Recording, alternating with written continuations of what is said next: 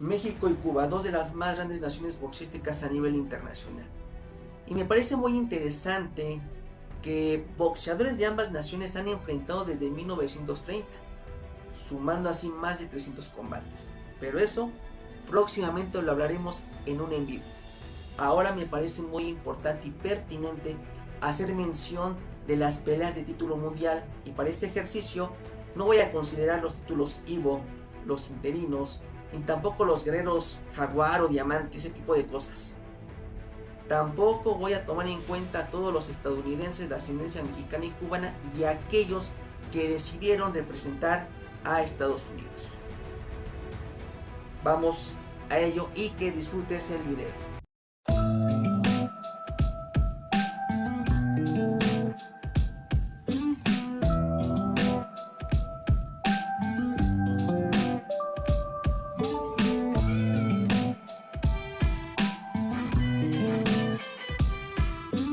26 de septiembre de 1964. El lugar, el Toreo de México. Vicente Saldívar contra Eutimio Ramos. Y para mí personalmente me parece que es una de las mejores victorias que tiene el boxeo mexicano en la era de los dos cinturones, del Consejo Mundial y de la Asociación Mundial de Boxeo. Ahora bien, Ramos era un conocido de la afición mexicana que llegó con esta pequeña diáspora boxística cubana, junto con Nápoles, y se establecieron en México.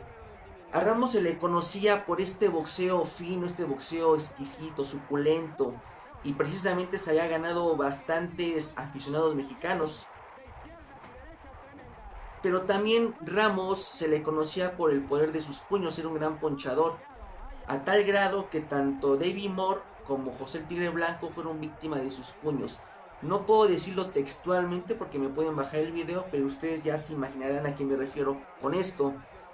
Muy bien, tenemos a Ramos por un lado y tenemos a este Vicente Saldívar. Vicente Saldívar era campeón nacional mexicano cuando en ese entonces el campeonato nacional era muy importante, y venía de hacer una eliminatoria contra Ismael Laguna, que es otro grandísimo boxeador panameño, uno de los mejores pesos ligeros de la época, y también una gran victoria del boxeo mexicano. Ambas victorias están bastante olvidadas. A Vicente Saldívar no se le daba realmente una oportunidad contra Ramos. El día de la pelea, 24,000 almas enardecidas estaban enfrentando dos de los mejores ponchadores en ese momento con un 90% de efectividad. ¿Y qué fue lo que pasó? Contra todo pronóstico, Vicente Saldívar estaría haciendo la hazaña, la faena, y derrotaría a este Eutimio Ramos en el 12º asalto. Y de esta manera se adjudica el campeonato mundial pluma.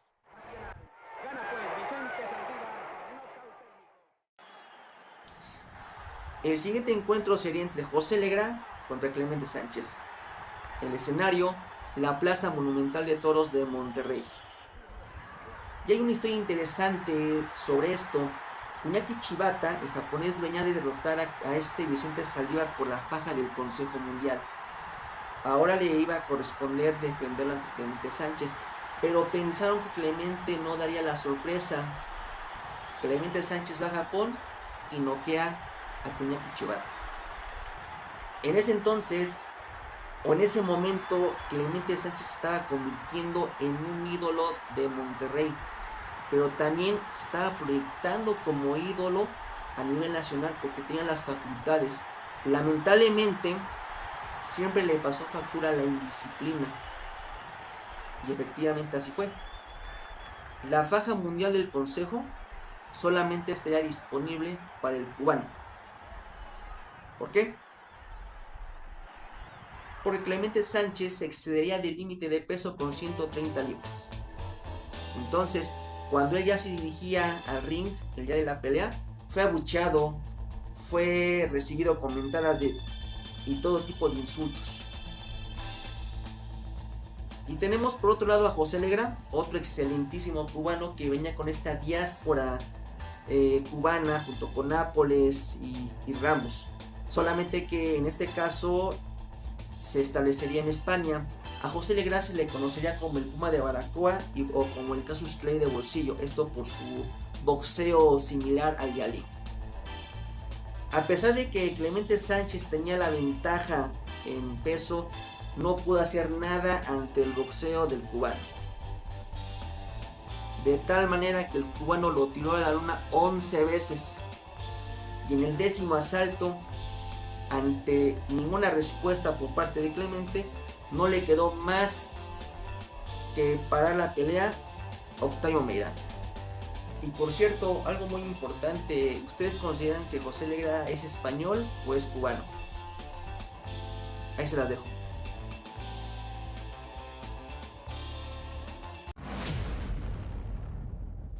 ...32 años pasarían para el siguiente encuentro entre México contra Cuba. 4 de diciembre de 2004. José Luis el Temible Castillo contra Joel el Cepillo Casamayor. En ese momento recordemos que habían 4 grandes pesos ligeros: Castillo, Casamayor, el brasileño Acelino Popo Freitas y también el estadounidense Diego Chico Corrales. Casamayor se le conocía por su gran experiencia en amateur, pero porque también había sido campeón olímpico. Y Castillo se le conocía como el único hombre que derrotaría a Floyd Mayweather, por lo que se esperaba una gran pelea. Castillo venía de ganar su título ante Juan Lascano. Ahora bien, el día de la pelea fue bastante complicada, fue bastante difícil para ambos lados. Incluso dicen que fue hasta polémica, pero yo les invito a que vean la pelea y juzguen por ustedes mismos. Al final la pelea la ganaría Castillo por decisión dividida. Y solamente como un dato adicional, esta pelea sería el debut como entrenador de Roberto Durán, en la esquina de Joel Casamayor. 11 de septiembre de 2010. Y tenemos por un lado a una sensación cubana. Estaba proyectado para ser la próxima estrella del boxeo. Y por otro lado tenemos al boxeador que arruinó los planes de Bob Arum de enfrentar al boricua contra el cubano. Ustedes ya saben quiénes son. Yorkis, el Ciclón de Guantánamo Gamboa, contra Orlando, el Cidi Salido. Ambos pelearían por una unificación, la MB por parte de Gamboa y el FIP por parte de Salido, que perdería su título en la báscula porque se excedería 10 libras por límite del peso, esto en el segundo pesaje. La pelea se tornó sucia desde un principio porque Gamboa le daba muchos golpes de conejo a Salido, lo cual nunca sería sancionado. Ya a partir del 8º asalto la pelea se tornó interesante porque en el 9º asalto Salido con un cross de derecha pues arrojaría al suelo a Gamboa. En el 11º asalto Gamboa tras un cabezazo le abriría una herida en la frente a Salido. Y en el 12º asalto, que todavía seguía repitiendo golpes de conejo Gamboa, tras un embate, tras una presión constante a Salido en las cuerdas, pues Salido caería a la lona, donde aprovecharía una jugarreta muy sucia a Gamboa, donde le daría un golpe, lo cual le bajarían 2 puntos. Aunque esto no serviría de nada, puesto que la pelea se la llevaría a Gamboa. Y de esta manera Gamboa se convertiría en el primer boxeador cubano en ganar la faja del FIB desde su creación. Y nuevamente tenemos a Yorkis Gamboa contra Jorge Solís el 3 de marzo del 2011, donde Gamboa perdería su título de la FIB que había ganado anteriormente ante Salido. ¿Por qué? Porque no llegó el día del pesaje. Y aquí empezaría el debacle de la carrera boxística de Gamboa por muchas cuestiones, por indisciplina, por malas decisiones, etc. Y es una lástima porque Gamboa realmente puede haber tenido todo para ser una estrella a nivel mundial. El día de la pelea prácticamente fue un dominio total de Gamboa. Archie Solís nunca pudo ante el poder de Gamboa ni ante su velocidad, que era veneno para Solís. La pelea solamente duró 4 asaltos, donde lo tiraría 5 veces. Solís intentó hacer algún tipo de modificación en el tercer asalto, pero lamentablemente no pudo ante este dominio de Gamboa. Por lo cual, en el cuarto asalto, el referee se vio en la obligación de parar la pelea al minuto y medio.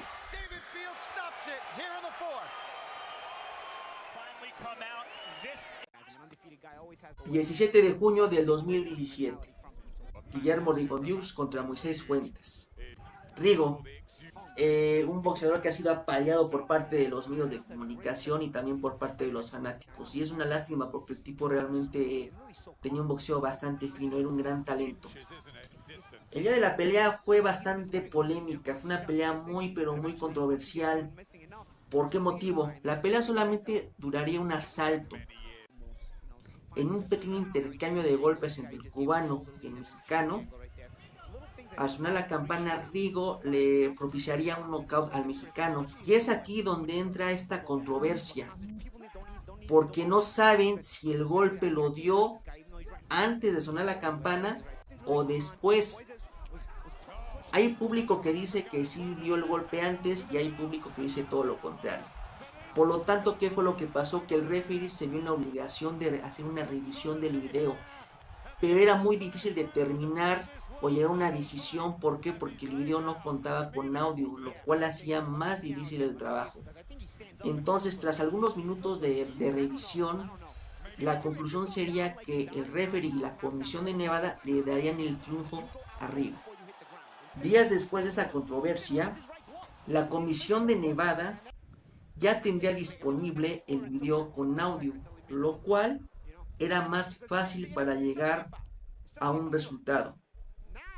Finalmente, el 26 de junio de 2017 se revertiría la decisión del referee y se determinaría que el resultado de la pelea sería cambiado a una no decisión.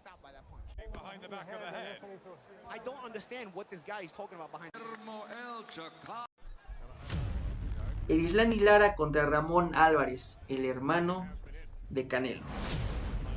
Esto por el título vacante regular de la AMB. Y para mí, tal vez la peor pelea de esta incipiente rivalidad entre Cuba contra México. Lara se enfrentaría al hermano de Canelo, Ramón Álvarez. Algo que resultaba ser bastante personal y ciertamente parecía ser algún tipo de venganza por parte de Lara. Esto lo dijo. Ramón Álvarez fallaría en su pesaje por casi 5 libras. A pesar de esta ventaja de peso que tenía Ramón, no pudo hacer nada ante el boxeo de Lara. Le dio una paliza. Fue humillado en tan solo 2 asaltos.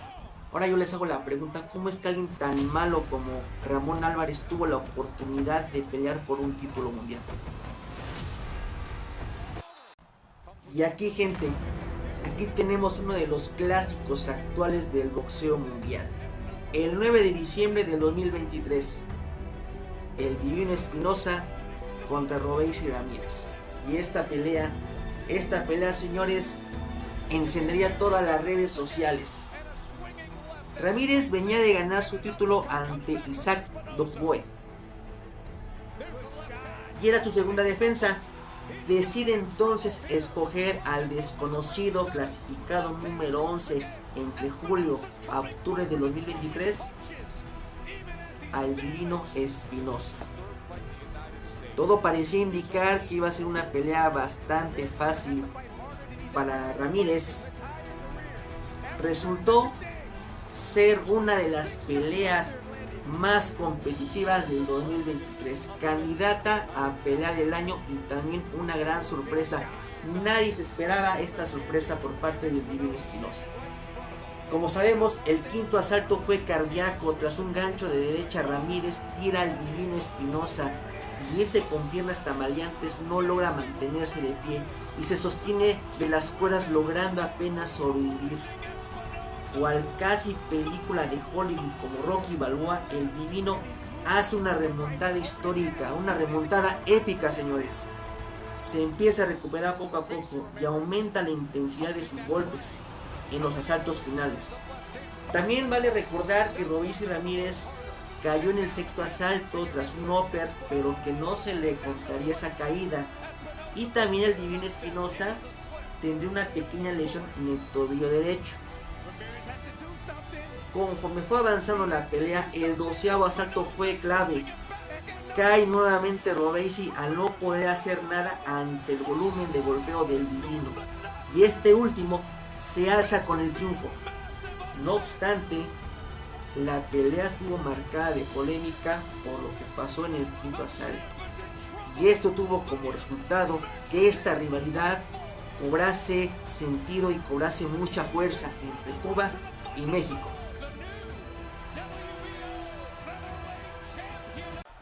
Finalmente, tras algunos meses de dimes y diretes, se llevaría por fin la revancha tan esperada entre el Divino Espinosa contra Robeisy Ramírez.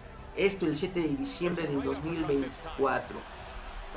Y es una pelea que también estaría marcada con bastante controversia, bastante polémica en cómo se desarrolló y cómo terminaría. Esta última pelea la ganaría el Divino Espinosa, porque Ramírez se retiraría en el sexto asalto por una pequeña molestia en el ojo derecho. Esta victoria de Divino Espinosa y la derrota de Robeisy Ramírez se le atribuye demasiado por los codos que le estaba dando Divino Espinosa a Robeisy Ramírez. Pero como todo público, dicen que los codos fueron los causantes de la derrota de Robeisy Ramírez, pero hay quienes dicen que a Robeisy Ramírez le hizo falta ese espíritu guerrero de boxeador para poder terminar la pelea. ¿Ustedes qué opinan de esto? ¿Será cierto o será mentira?